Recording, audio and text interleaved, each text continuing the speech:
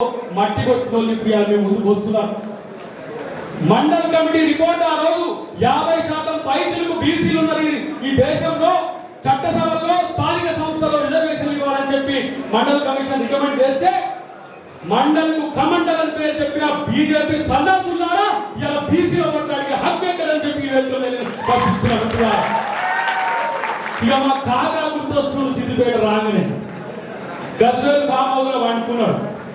నీ క్యాండిడేట్ లేరు కాగా 3 నియోజకవర్గాల్లో బిఆర్ఎస్ క్యాండిడేట్ లేని ఇలా బిఆర్ఎస్ వాళ్ళు బీజేపీకి అమ్ముడు పోయిందిగా. బిఆర్ఎస్ పార్టీని బీజేపీకి అవుట్ సోర్సింగ్ ఇండియా కేసీఆర్. ఎందుకు ఎమ్మెల్సీ క్యాండిడేట్ లేరు? ఈ నడిగడ్డ కాంగ్రెస్ పార్టీ కార్యకర్తలు కాంగ్రెస్ పార్టీ మద్దతు తెలిపే ఓట్లు పోవాలి. ఈ రోజు కాంగ్రెస్ పార్టీ బలపరిచిన అభ్యర్థి గెలిస్తే ఏం జరుగుతుందో మీ అందరితో చెప్పిపోవడానికే మేము అందరికి ఇక్కడికి వచ్చాం. మా యూత్ కాంగ్రెస్ అధ్యక్షుడు జక్కిని మా శివచరణ్ రెడ్డి ఇక్కడికి వచ్చిండు.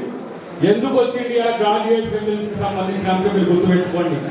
ఈ రాష్ట్రంలో ఒకే సంవత్సరంలో 56,000 పైచిలకు ఉద్యోగాలు నింపిన ప్రభుత్వం అది రేవంత్ రెడ్డి గారి ప్రభుత్వం అనే విషయాన్ని మీరు గుర్తుపెట్టుకోండి. ఈ 5 సంవత్సరాల్లో 2 లక్షల పైచిలకు ఉద్యోగాల కల్పనే ఈ ప్రభుత్వ లక్ష్యంగా ఉంటుంది. గ్రాడ్యుయేట్స్ అందరూ కూడా మీరు గుర్తుపెట్టుకోవాలి. ఇలా ఇప్పుడే చెప్పిన మిత్రుడు ఎస్సీ వర్గీకరణే కాదు, ఈ రాష్ట్రంలో 42% బీసీలకు స్థానిక సంస్థల్లో ఉద్యోగ విద్యా ఉపాధి అవకాశాల్లో రేపు చట్టం రాబోతుంది. 1 నుంచి 5 వరకు జరగబోయే మండల సమావేశాల్లో మీరు గుర్తుపెట్టుకోవాలి. బీసీలకు ఇంత మాత్రం స్వాతంత్రం ఇచ్చిన ప్రభుత్వం దేశంలో ఒకే ఒక్క ప్రభుత్వం, అది తెలంగాణ ప్రభుత్వం, అది రేవంత్ రెడ్డి గారి ప్రభుత్వం అనే విషయాన్ని మీరు గుర్తుపెట్టుకోవాలి.